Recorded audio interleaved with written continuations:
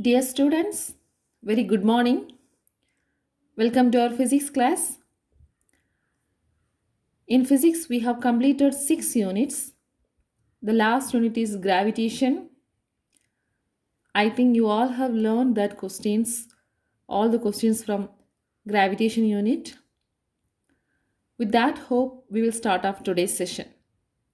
Today, we are going to start the 7th unit, properties of matter.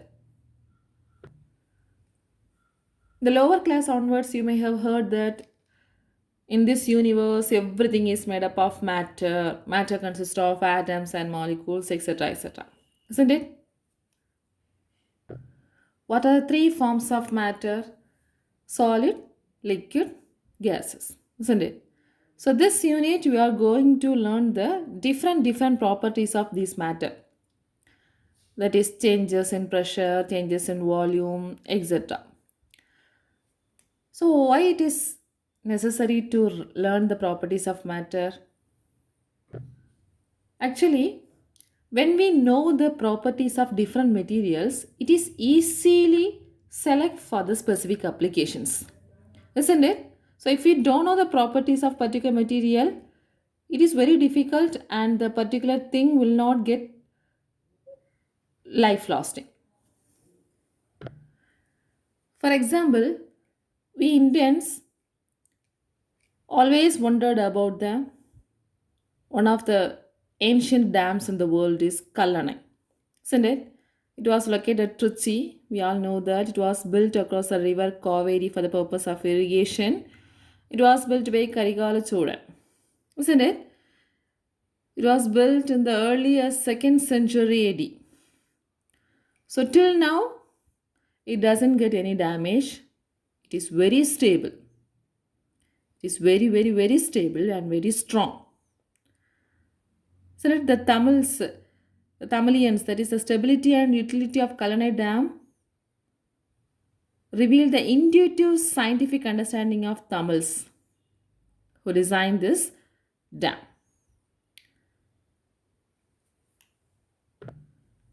Similarly, when they are constructing the flyovers and over bridges and all, they have to select the particular material, proper material.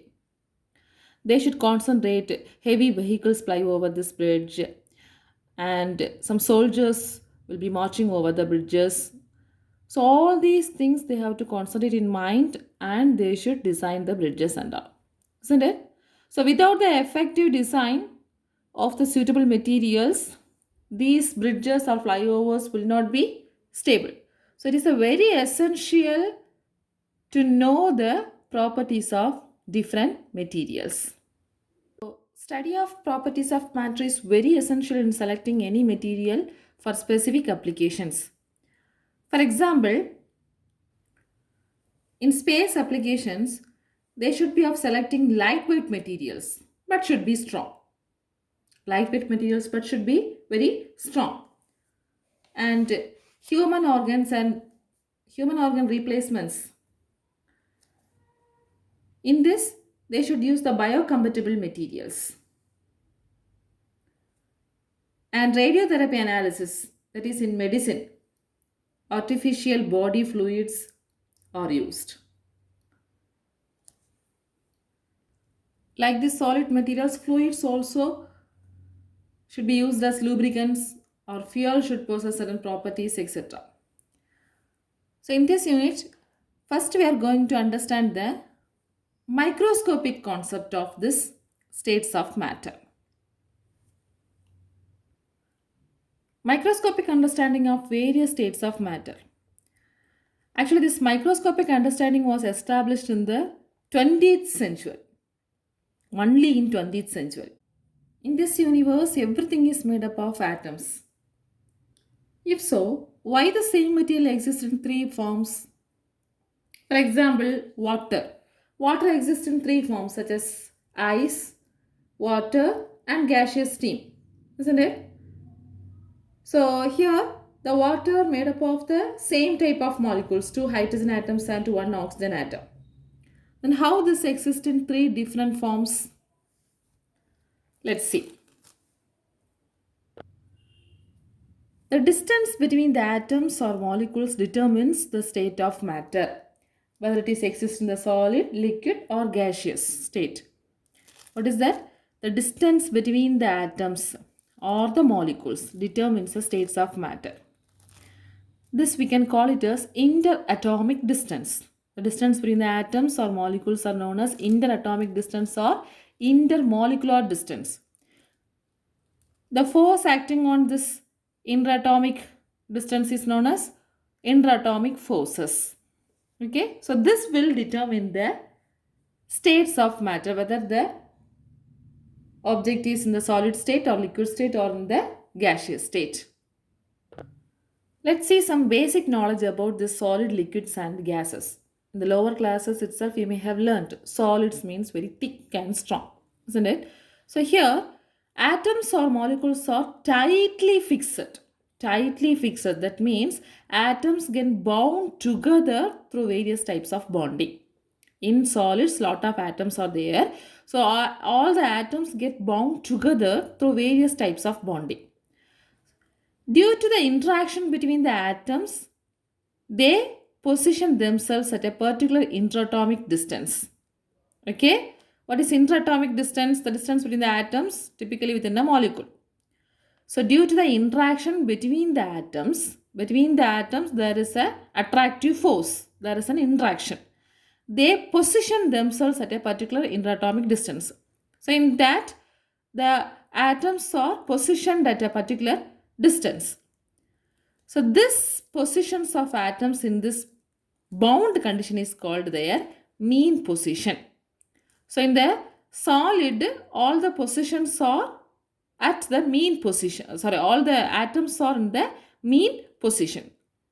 This position of atoms in this bound condition is called their mean position.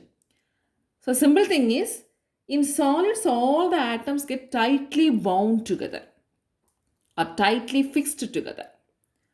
Okay, so here the interatomic distance and the interatomic forces is very strong. So the atoms are positioned at a particular distance. The next one, liquids. How the same solid exists in the form of liquid? Let's see. Liquids. When the solid is heated, it receives thermal energy and vibrate about their mean positions. Okay, when the solid is heated, some external energy is applied to the solid. So what happens? It receives some external energy, it receives thermal energy, and the atoms get vibrate about their mean position. So what happens? The atoms loses its strength, that is, keep on heating the solid. When we do that, above its melting point, the heat energy will break the bonding between the atoms. We have learned atoms have very strong bonding. So, in solid. But here, when the heat energy is supplied continuously to the solid, above a particular limit, that is above its melting point, this heat energy will break the bonding between the atoms. So, what happens? The intermolecular force gets weaker. Intermolecular force means the force between the molecule of the compound. It gets weaker. So the molecule will move. In solids, the molecule will not move, but here they will fix about their mean position. Here the molecules will move. So structure is mobile. This is the case of liquids. Next, gaseous states. When the liquid is heated at constant pressure to its boiling point, or when the pressure is reduced at constant temperature, it will convert to gas. So keep on continuously heating the liquid. When the liquid is get heated at constant pressure to its boiling point, or when the pressure is reduced at constant temperature, it will convert to gas. Keep on continuously heating the liquid, it will convert to gas. So process of conversion of liquid to gas is known as evaporation. Actually here the intermolecular force gets very weak. Very weak in the sense we can say there is no interatomic forces or intermolecular forces. Gas molecules have very weak bonds. So what will happen? It can move very freely. That is in the state of gaseous state. Look at this figure. You can understand easily. So solid, the atoms get bound together. There is a tight bonding. Liquid, there is a space between the atoms. That means the interatomic force or intermolecular force gets weaker, so it is easy to move. And gas, it is there is no interatomic forces or intermolecular forces. It is in the excited state, so it is moving very freely. So this is the representation of transition from solid to liquid, liquid to gaseous state with a change in external energy. Listen this column. In addition to the three physical states of matter, in extreme environments, matter can exist in other states such as plasma, Bose-Einstein condensates. Additional states such as quark gluon plasmas are also believed to be possible. Actually, these things you will be learning in the higher classes in the degree courses. So there is another one states of matter is there, that is known as plasma. It is said to be ionized state. Ionized state.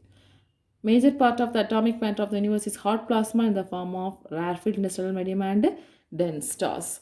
Okay, so you have to understand solid, liquid, gas, as well as one of the state of matter is plasma. It is in the ionized state. Let's see one of the behavior of material, that is elastic behavior of materials. Elastic behavior of materials, that is elasticity. So what comes in your mind? Yes, rubber band, spring, etc. See this rubber band, how the elasticity appears. So this is the shape of the rubber band. If you stretch the rubber band, its shapes gets changed. And if you remove the force, that is, if you remove the stretching force, the rubber band regain its original position. This property is known as elasticity. Similarly, in the case of spring, if you stretch the spring, it will elongate, and if you remove that stretching force, it will come to the original position. So this is known as elasticity. So in this rubber band, it consists of lot of atoms, isn't it? Atoms bind together. So every atoms occupy its particular positions. So it is known as stable equilibrium. When a force is applied, that external force that we can call it as deforming force. When a deforming force is applied on a body, so when a stretching force is applied, what will happen? The positions of these atoms get changed. That means the atoms are pulled apart or pushed closer. Pulled apart or pushed closer. So when the deforming force is removed, the force of attraction or the repulsion restore the atoms in their equilibrium position, isn't it? So when you apply the force, the atoms are pulled apart or pushed closer. When you remove the force, it will regain its the stable equilibrium position. So what is elasticity? If a body regains its original shape and size after the removal of deforming force, it is said to be elastic, and the property is called elasticity. And the property is called elasticity. So what is deforming force? The force which changes the size or shape of the body is called deforming force. Here I stretch the rubber band. The stretching force is known as deforming force. Okay, the force which changes. This is the original shape of the rubber band. When you apply the force, it changes its shape. So this is known as deforming force. What is restoring force? This is actually acting in the opposite direction. If you remove the deforming force, an opposite force is created in this rubber band itself to regain its original force. That is known as restoring force. Restoring force will be automatically created in the objects when you remove the deforming force. So for example, rubber band, metals, steel ropes, etc. These all experiencing the elastic behavior of the materials. Next, the opposite behavior, that is known as plasticity. If your body does not regain its original shape and size after the removal of deforming force, it is said to be a plastic body. And the property is called plasticity. So, if your body does not regain its original shape and size after the removal of the deforming force, it is said to be a plastic body, and the property is called plasticity. We know that if you stretch the rubber band beyond the limit, it will break. That is known as the plasticity. The best example is glass. So, do you understand about elasticity and plasticity? Also, you should know the concept of deforming force and restoring force. Deforming force means when a force is applied, the size or shape of the body may change. Sometimes these changes may not be noticeable. Okay, it cannot be seen in our naked eye, but there exists a deforming force. And when there is a deforming force is developed, another one opposite force is created in the or developed in the body itself. So that internal force is known as the restoring force. Now let's move on to the next topic, stress and strain. Stress and strain. First, let's see what about stress. Stress is equal to force per area. The force per unit area is called stress. It is denoted by the symbol sigma. Sigma is equal to force per area. Force acting per unit area is equal to F by A. Stress. What is the SI unit of stress? So what is the unit of force? Newton. What is the unit of area? Meter square. So Newton meter raised to minus 2. Or else we can use another one formula also, that is known as Pascal, because force per area is pressure. So we can use the unit Pascal for stress. And its dimensional formula. What is the dimension? Dimensional formula is actually M L power minus 1 T power minus 2. We know that what is the dimensional formula for force? Mass into acceleration. So M mass, acceleration LT raised to minus 2, and area L square. So if you simplify this, M L power minus 1 T power minus. This is the dimensional formula for stress. Also, the stress is a tensor. So tensor is a mathematical term like scalar and vector. It is merely a generalization of scalars and a vector.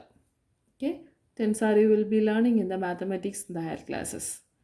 So anyway, you have understand about stress. Stress means force per area. Now let's see the type of stress. Mainly there are three types of stress. They are longitudinal stress, volume stress,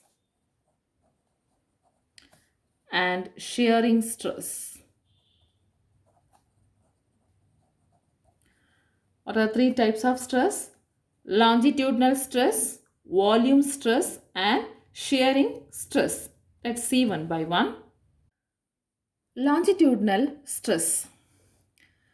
This stress is actually based on the changes occur in the length by the application of deforming force. Linear changes, L. Changes occur in length by the application of deforming force. So the area gets changed. So force acting per area is known as stress, that is known as longitudinal stress. Consider the object in the shape of the cylinder like this. If you apply the force, or if you are stretching this object, the force is acting in this direction. So if you stretch this cylindrical object in both the ends, what will happen? The length of this cylinder may increase. Am I right? So the deformation sometimes may be noticeable, sometimes may not be noticeable with our naked eye. So there is a change in length occur. So because of the change in length, there is a change in area. Okay. Also, in another one case, the same cylindrical body, if you apply the force in this direction, we are compressing the object. What will happen? The length of the object gets decreased. The length of the object get decreased. So this is also the because of the application of deformation force. So there is also changes in area. So force acting on the area always constitutes the stress.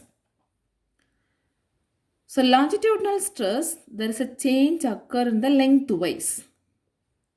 Here there are two types we have discussed. The two types actually known as, one is tensile stress and another one is compressive stress. Tensile stress and compressive stress. Both tensile stress and compressive stress are known as longitudinal stress. What is that? That is, when the stretching force is applied on the cylindrical body. So consider this one. If you apply the force in this direction, there is a changes in length. That means there is a changes in area. Suppose consider this as a changes in area delta A. When you apply the deforming force, automatically there is an restoring force is developed, isn't it? And here the internal forces on the two sides of delta A may pull on each other. Both the ends it may pull on each other. So it is stretched by equal and opposite forces. So this stress is known as tensile stress. Tensile stress. So there is an elongation in the object occurs because of the deforming force. That is known as tensile stress.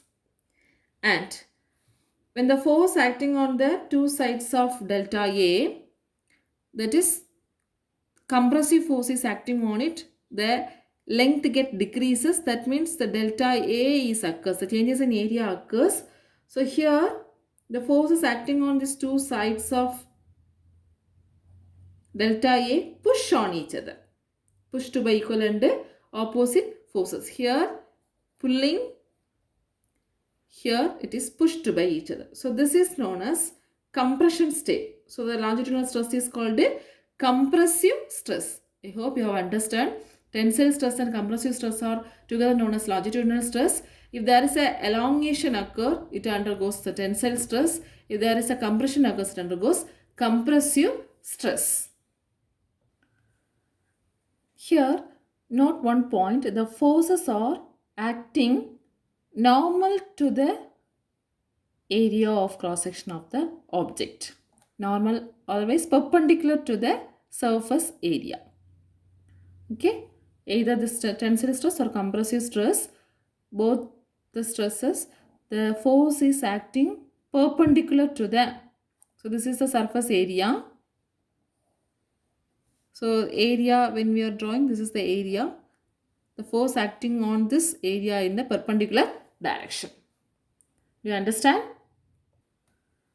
The next one, volume stress. So here obviously the changes occur in the total volume of the objects. Suppose we consider the object like this and the force acted everywhere on the surface. Here, all the sides the forces are acting. What will happen? Here the forces are acting inward direction, so the total shape may change like this. Isn't it? So entire volume gets decreased. Similarly, if you apply the force in this direction, the total, everywhere the forces are acting, so total shape of the volume gets little increased. So there is also volume changes. So this is known as volume stress. If the force is acting everywhere on the surface such that the force at any point is normal to the surface and the magnitude of force on a small surface area is proportional to the area. Understand? So when the forces acting everywhere on the body, all the sides, the shapes get changed. Either may decreased or increased. The total volume gets changed. So this is known as volume stress. That is force acting per area is known as volume stress. It was denoted by sigma V. Sigma V is equal to F by A. This is related to hydraulic stress also. It is given in your book as When an object is immersed in a liquid, listen, so this is a bottle. Here the water is filled or the liquid is filled, and a spherical ball is immersed on it. What will happen? So because of the high pressure of this water, this object is in the compressed state. Compressed state in the sense the force will be acting everywhere on this spherical ball.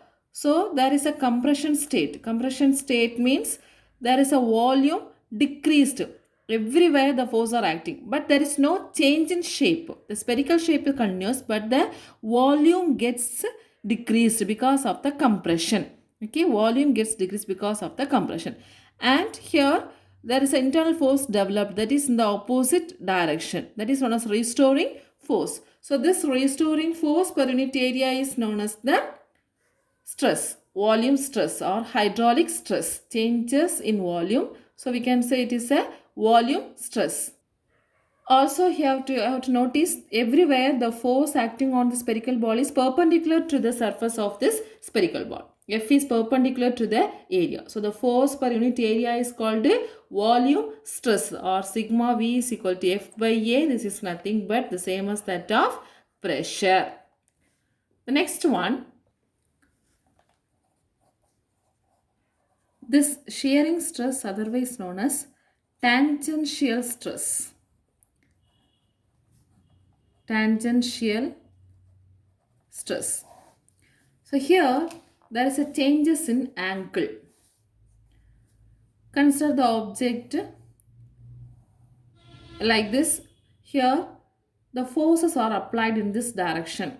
One force is applied here, one force is applied here. And keep it in mind, the one of the face is fixed in the surface. And here the forces are acting parallel to the surface area. So this is the area of cross section, means the force acting in this side. So we can say the force is acting parallel to the surface. Okay. So when you apply the force, what will happen? If this is fixed and this top is not fixed, so there is a changes occur in this side. Am I right? There is a changes occur in this side. So there is a displacement from this original position to this position. So there is an angle displaced. So this changes constitutes a shearing stress or tangential stress. Have you got? So when a force is applied on this body, the body is fixed at the bottom and the forces are acting parallel to the area of cross section, both the sides. Here there is no changes, but here there is some slight displacement in the top. So it gets little angle displaced. So this changes constitutes the shearing stress or tangential stress. So we can denote the symbol as sigma T is equal to Ft by delta A, changes in area. Force acting tangentially per the changes in area. This is known as tangential stress or shearing stress. So what are three types of stress? Longitudinal stress, volume stress and shearing stress. Longitudinal stress, the changes occur in lengthwise. That is the stress is equal to force per area. The lengthwise changes occur, so changes occur in the area also, and there is an elongation and compression, that is known as tensile stress and compressive stress. The next one, volume stress. Volume stress means the force is acting everywhere on the body. In the volume stress and longitudinal stress, the forces are acting perpendicular surface. And shearing stress, the forces acting parallel to the surface area, not perpendicular to the surface area, parallel to the surface area. And there is a slight displacement. So it is in the case of angular displacement, and because of that some area gets changed. So force acting per area is known as the tangential stress or shearing stress. The next topic is strain. Stress and strain. Stress gets over, now strain. What is meant by strain? Actually, it measures the degree of deformation. Degree of deformation. That means how much an object is stretched when a force is applied. That explains the strain. Strain measures how much an object is stretched or deformed when a force is applied. Okay. Otherwise, we can say degree of deformation. So there will be some fractional changes. So it deals with the fractional changes in the size of the object. So how can we define strain? Strain is denoted by the symbol epsilon. This is known as epsilon. Epsilon is equal to change in size by original size. Change in size by original size. So here this epsilon is a dimensionless quantity. Why it is dimensionless quantity? Because numerator and denominator are same quantity. Here also change size, here also size. So dimensions will get cancelled. So dimensionless quantity, also we have learned in the first chapter dimensionless quantity example, strain, angle and all.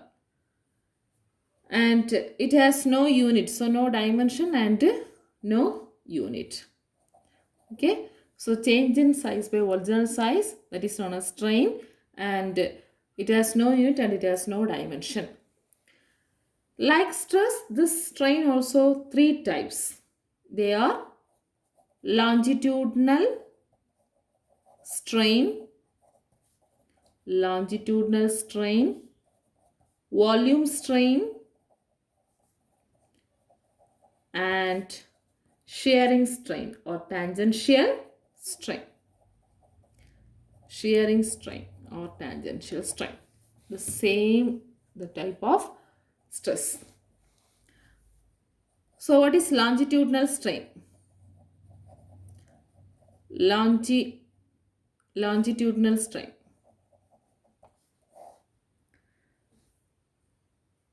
Always I said longitudinal word means it is in the changes occurring lengthwise. So how can we write the longitudinal strain is ratio of change in length by original length. Change in length by original length. So epsilon L is equal to change in length. Change in length by original or natural length. Suppose a rod of length L is pulled by an equal and opposite forces. The longitudinal strain is denoted by delta L by L. L is the original length. This is L.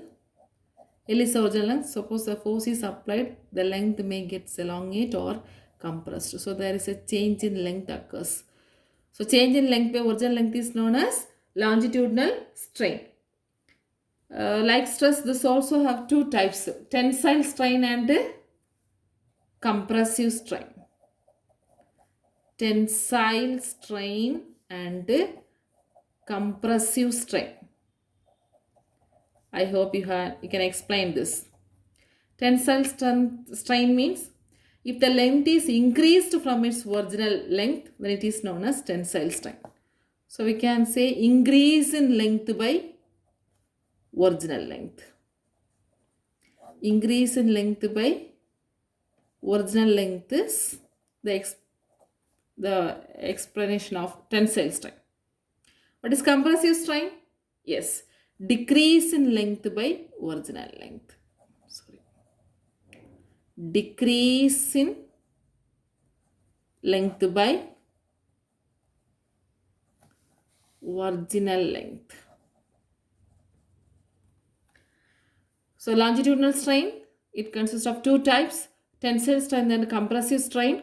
Tensile strain means if the length is increased from its natural length, it is known as tensile strain. So increase in length by original length. Compressive strain means if the length is decreased from its original length or natural length, it is known as compressive strain. Clear? So delta L by L. The next one, volume strain.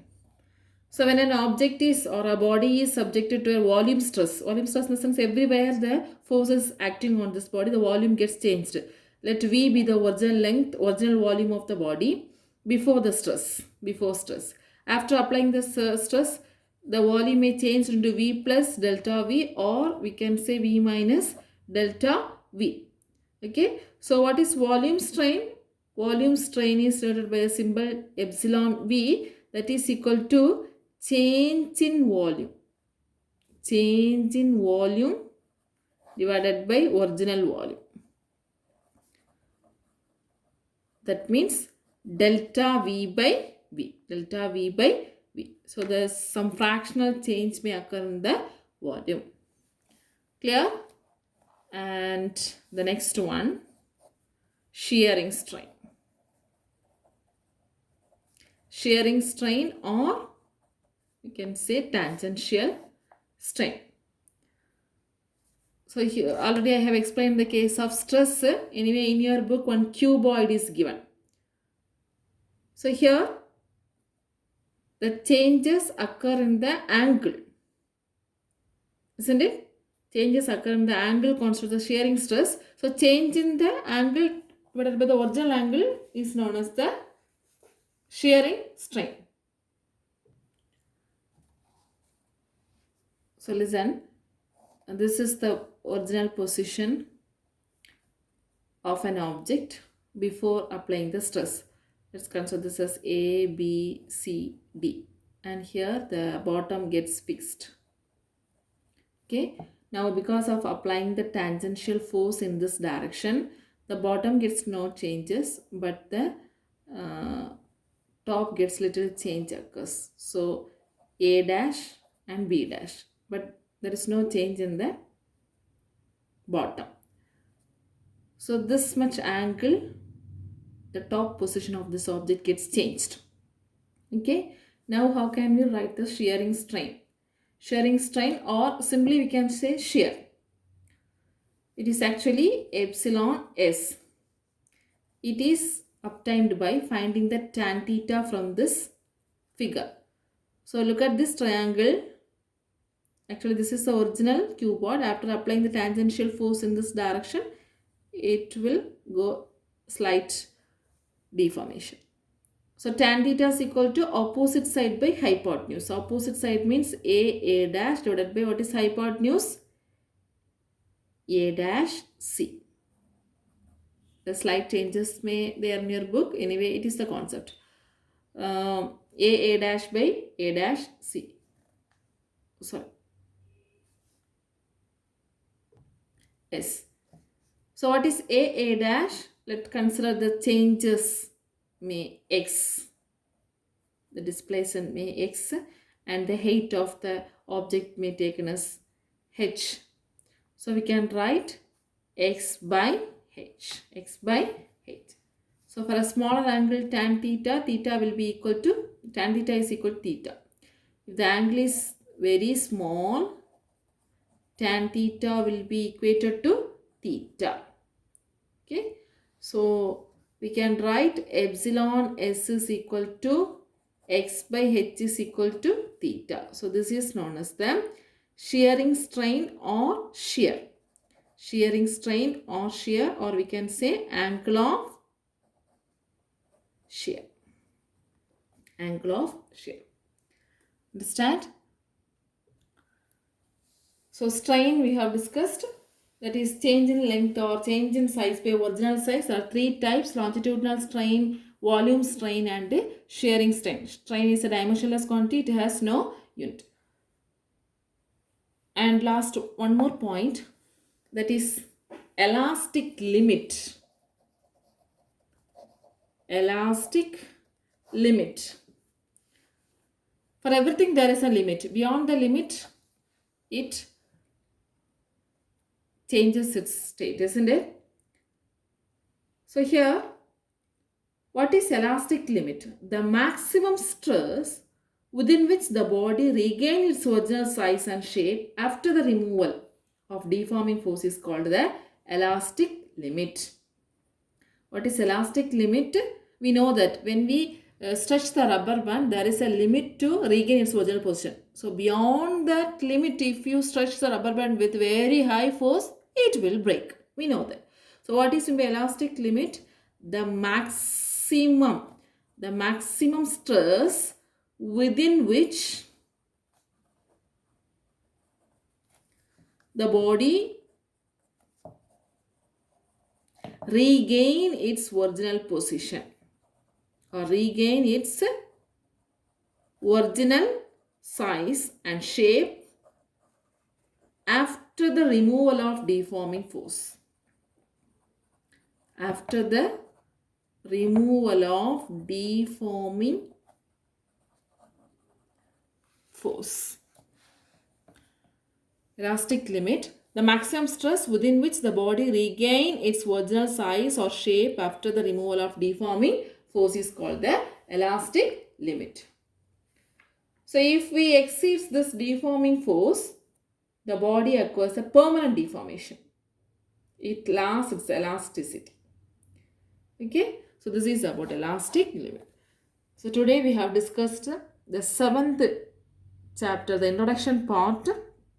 Basically, what is meant by intermolecular force and what are the forms of matter, solid, liquid, gases, and its basic understanding. Then elastic behavior of materials, that is elasticity and plasticity, and the important concepts stress and strain and its types. So learn the questions. What is elasticity? What is plasticity? Then explain about stress and strain and its types. Then define elastic limit. I hope you have understood the today's class. Thank you, students. Study well.